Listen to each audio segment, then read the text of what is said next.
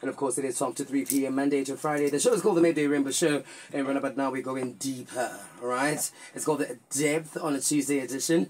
And of course, we've got two very important people with me in studio right now. Gwedashe, sister, Tholwana, Molemo, and social worker Oscar Parkie. Parkie sounds like a package. Hi, Oscar Parkie. How are you? Good, thanks. How are you? I'm great, thank you. Yeah, no. Welcome to the Midday Rainbow Show. Thank you for having us. Welcome to Motheo FM. Thank you for having us. Sister Noltando. Hi, Tulu. How are you, darling? I'm okay, yourself? I'm very well, thank you. Yes. I like the badge that you have there. Yes. Love being trans. I love being trans. Are you trans? I'm a rainbow person. Are you a rainbow person? Yes. It's so nice to be with you guys today, and we're having a conversation that a lot of people are very interested to hear about, because I don't have as much information as far as gender affirming care is concerned. But before we dwell into that, let's talk about Tholwana and Molemo and the job that you're doing for the trans community. Okay. All right. We as Tholwana and Molemo, we are an NGO that is based here in the Mangaung Metro. We have a footprint across a lot of provinces like your Northern Cape and in Free State. We also have a footprint in Thabo Mofokeng as well, but mostly what we are doing at the moment, we're doing here in Mangaung Metro. We offer a vast, we have a vast, if I can put it like a pot of services that we are having, and I'm going to focus on what we're doing currently in Mangaung Metro. We are actually giving services to the LGBTQIA+ community, which are health related services, but we are concentrating mainly. We're not saying we are excluding the other members of the alphabet, but we're saying we are concentrating mainly on the TGs, and we are doing HIV testing and counseling services for them. We offering condoms, we test for HIV, we initiate PrEP and PEP and ARVs as well. We also have social worker services for our transgenders clients, and we also have what we call a wellness clinic, where we can just do our primary health care services. Some of them obviously will be referral services, and our big topic for today is HRT, which is we call it gender affirming therapy. So we also do that. Gender affirming therapy. Yes. Which brings me now to the social worker. Like you said, we do have psychosocial support with Tholwana and Molemo. Oscar, your role in Tholwana and Molemo as a social worker. Okay. As our sister has just confirmed that we have a pot of services. Now, you know, a pot has 3 legs. Just like she mentioned, the biomedical part, which, you know, they offer services, and then we have the psychosocial part, where we as social workers, we come in and offer, you know, various programs or various services to our TG clients. This goes from individual counseling, family sensitizations, and so forth. So the main purpose of that is for us to assist them if they are struggling with any sort of challenge, you know, challenges that they encounter in their daily lives. So with the transgender community, we make sure that, you know, they are attended to and their well-being has been taken care of. And then the second part, or the last part, which is the structural one, is we do sensitizations in various structures, your clinics, your universities, your colleges and business areas. The reason why we do that is because we want to create an enabling environment for our TGs, you know, in the community. So we try and sensitize the community, educating them about the LGBTQI, how they can address them, how to, you know, engage with them, so that we move away from them tolerating them, but to them now accepting them. So that's what we do. And that is what you guys are here for today, to sensitize the community of Motheo FM, right? Yes. So before we can just thinking about the bush, let's talk about transgender.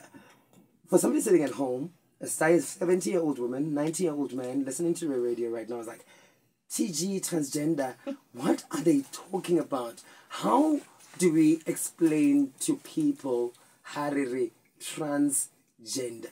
What would you say to them? You know, I'm laughing because when I'm thinking of transgender, I'm thinking of the misconceptions that the community is having regarding trans and gender diverse individuals. most people would be saying, Oh, yeah, so such words, yeah, that's what you get here. Yeah. Or the we don't have such. Yeah. We have what we call gender identity. This is where by you see yourself. Who do you see yourself as? At birth, we are labeled according to our sex. That is just how things have always been. So my sex would be female because I am born with certain I don't want to use certain words. Like genitalia, maybe? Oh, yeah. I didn't know if I can say that. But because we are more than allowed to say that. Oh, okay. I'm a nurse, so I'm used to speaking like that. Yeah, so if you're born with certain genitalia that says you are female, and then when you grow up, you are socialized to do things the way females are doing. But when you see yourself, when you identify yourself, you see, but I don't identify with the way I am told to do things. And then you tend to do things like your opposite sex. And then when you grow up again, you find yourself, even maybe the attraction, you attracted to the same sex. But I'm not saying people who are attracted to the same sex are all transgender. We need to understand that one.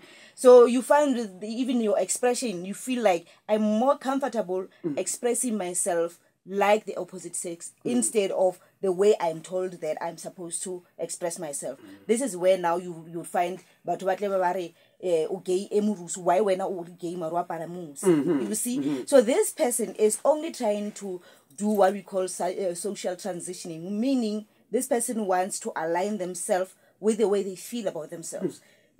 So if this person is born male, but then they see themselves as female, then this person is a female. But then we call them a transgender female. Yes. Because ordinarily the way we know things, we say alignment would be the way I see myself in my head should be female. It means my genitalia should be female as well. Yeah. Which is not how it's supposed to be actually. Because you can always see yourself as a female but with the male genitalia. That it doesn't make you any less of a female. It's the same. I mean, vice versa, even with a transgender men, because they are born with female genitalia, but they are men. They behave like men. They see themselves as men. They feel like men. Yeah. So it doesn't make them any less of men. Oscar, thank you so much, sister, for putting that out there. Oscar, from a psychological point of view, right, there is a thin line between transgender and look at it, gender and sexuality before we tap into trans, right? So can you just outline for us, gender versus sexual orientation? What is the difference between these two? Well, gender and sexual orientation, like you said, there's a vast difference between that. Sexual orientation is how I identify myself. Sexual orientation, I might be lesbian, gay, bisexual. Then gender goes back to the different sexes, which is now your male and female. Yes, yes. So now that I have identified, we are clear on the fact that sexual orientation could be an issue. So I can have a sexual orientation, you have a sexual orientation, Lisi's done a sexual orientation. Yes. But the trans situation among the three of us, because now saying I'm a male who is attracted to other men makes me gay, right? But now I am a male who feels like a woman, then it makes me a transgender female, for example. Yes. Exactly. Now, let's get here. Can we say hore ke bothata ba tlhogo? No. Most definitely not. You know, it's always a taboo, kind of, or if something appears to be new in the community. So that is where it will start, especially with the medical fraternity, because it used to be, because it was not understood before. So it used to be regarded, the doctors will come with a diagnosis and they call it gender dysphoria. And then they would say, they will classify it under mental health. And then the treatment, there would be a treatment method that was back then. But then as developments came, they realized that, but this has nothing to do with mental illness, but rather with who the person is. That is why it was removed from the big book that they called DSM-5. They used to classify it as a disease, but rather they use the gender dysphoria term just to assess the client. If the client is referred to them, so that they can make sure that this person is actually not mentally having challenges, but rather this is who they are. This is who they are. Yes, then the assistance can come from there. But in no way is it classified as a mental illness in this day and age. Hold it right there for me, Sister Noluthando and social worker Oscar. But we're going to go to the ad breaks. When we come back, we're going to continue. We're going to talk about treatment, of the mind. We're going to talk about the transitioning aspect of things. There's so much we need to talk about, guys. This is very, very interesting, trust you me. Okay. Public announcement and marketing. Voluntary medical male circumcision for public announcement. 16 August 2023 for Khalishiwe Clinic in Tabanchu and 19 Gateway Clinic National Hospital. And a slot for 9 August 2023 to explain VMMC to the community. It is 25 minutes after 1 o'clock. The second segment of the Midday Rainbow Show right here on Motheo FM. We still continue our conversation with Sister Noluthando Gwedashe and social worker Oscar Parkie from Tholwana Molemo. They pride themselves in helping the transgender community. Of course, in the first part of the conversation, we discovered that gender is different from sexual orientation, which is one, and that being trans is not a mental illness. Yes. At any point, I don't want to wear pants, I want to wear in a dress. Is it something that mommy should condone? I'm a famous thing when I Yes, I speak from the psychosocial part. It's very important because remember the trans community, they are being stigmatized and discriminated against, especially within the community. So how much I support Tholwana, have that motivation, that courage to say, this is who I am. My family accepts me the way I am. And then when they go outside in the community, they have that, they know who are thinking. Back at home, there's someone who's accepted me the way I am. So they're able to carry out that way into the community and engage or sensitize the other to say, no, this is how I am, this is who I am, and my mother's accepted that, because now it's very important that they have a support system.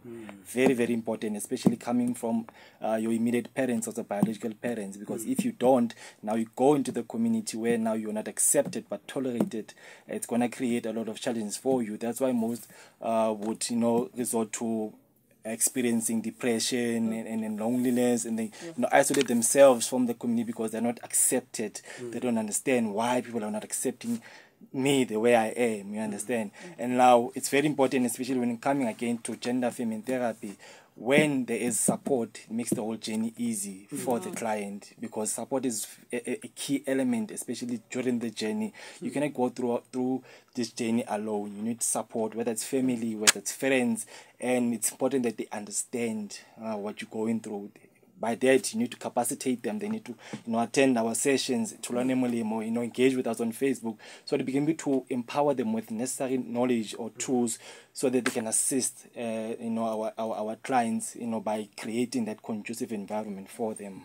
Thank you, Oscar, for saying that, because now you've clearly, outlined mental health comes as a result of lack of support for transgender people. Yes. They don't go through it before, but as soon as they realize they're being discriminated and sidelined, only then do the issues of mental health come into play. So can we talk about the transitioning process, either from male to female, female to male? Very interested in this one. Let's start with you. Okay.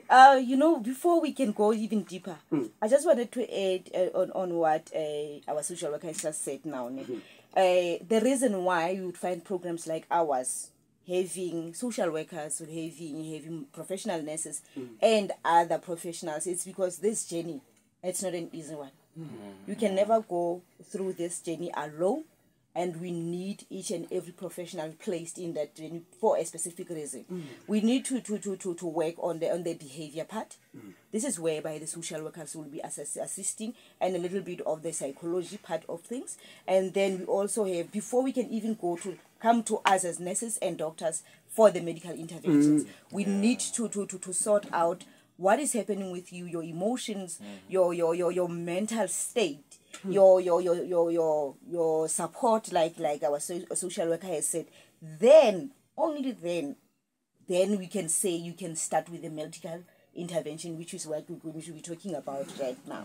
So with the medical intervention, let's say you have already started with us as an organization, and we have cleared you to say, from what we are seeing, according to our expertise as an organization, we can see this person does qualify to go through this process.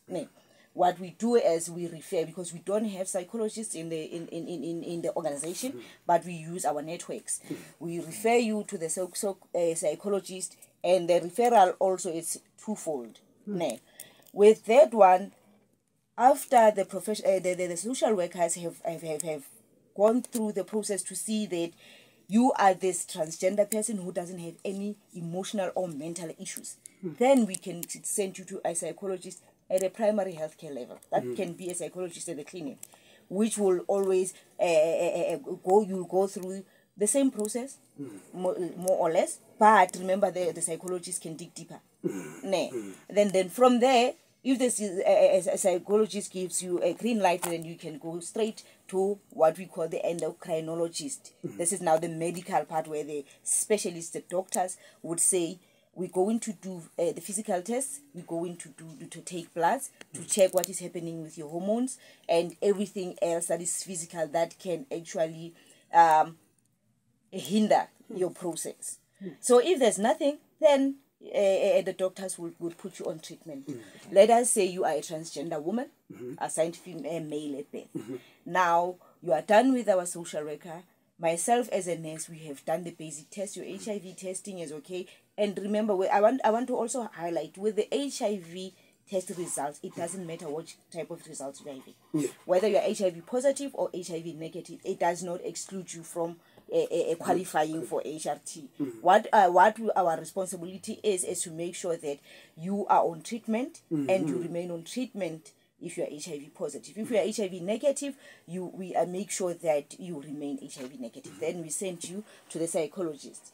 So now the psychologist, maybe it's done with you, or emotionally you are okay, and all that. Get to meet up with our endocrinologists. And then maybe when they take the bloods and they find that in your blood there is as maybe a problem with your cholesterol. I will make that a simple example, because with the way we are eating in this day and age, what they will do, they will not say, we are not going to give you the hormones, because with these hormones, remember now, you might be exposed to they are increasing cholesterol as they are. So your increased levels of cholesterol plus the risk of these hormones increasing the cholesterol on their own. Then what they will rather do, they will say, let us maybe start you on a smaller dosage. So with this smaller dosage, it doesn't mean you're not going to get the changes that you desire. They will tell you maybe they will be slower, and then they will refer you maybe to a dietitian so that you can lose weight and. So it's a process. It sounds like a process. It does. It is, but for us to make sure that we are responsible enough, we don't want to cut corners, because we are talking about people's lives here. So we have to make sure that you go through this process, so that as much as we are helping you to align your gender identity with your physical self, we want to do it responsibly. We want to make sure that you still live as long as you're supposed to live. Absolutely. Yes. It is 33 minutes after 1 o'clock, right here on the Midday Rainbow Show. And of course, if you've got any questions and comments, do hit me up on 073-252-1455. I've got a question here, right? My lady says, hello, Tabo. My daughter is attracted to both guys and girls. Does that mean she is trans, right? It's a new thing in my family, she says. So how do we go about it? Or should we just take it as it comes, slowly but surely, because she's only 17? That is a great question. I like it. It doesn't say that child cannot be trans. It takes us back to the difference between your sexual orientation and your gender identity. So if the child is born with she said she's Female, a daughter, as yes, a daughter. yes. If your daughter says, do not address me as a girl, I'm not a girl, I'm a boy. Then that is one where we're talking transgender. But as to who your daughter is attracted to, because a transgender boy or a transgender man can still be attracted to both genders. No. So it doesn't matter who they want to date. So for as long as the girl is addressing herself as a she, then we can gladly say this is an issue of sexual orientation. Yes. Until she says, Mama, no, haikingwanyana kimushimane. Yes. Absolutely. How long does it take for one to transition from being either male or female? There is no time frame. The transitioning takes, a long time. This goes back to a lifestyle that CGT was speaking about. They would be referred to a what did you say? Endocrinologist, and then they speak to specialists, and then they assess, the readiness of the client and so forth. Now with us, we also get to check the lifestyle of the client. If a client is someone who consumes alcohol or smokes, cigarettes or other substances, we try and educate them to say, please, move away from consuming alcohol a lot, because that will hinder the process of you transitioning from either female to male or male to female. Because remember, the liver, absorbs, the necessary testosterone, because again, we are born with two hormones, estrogen and testosterone. But for me, what would be dominant would be the testosterone.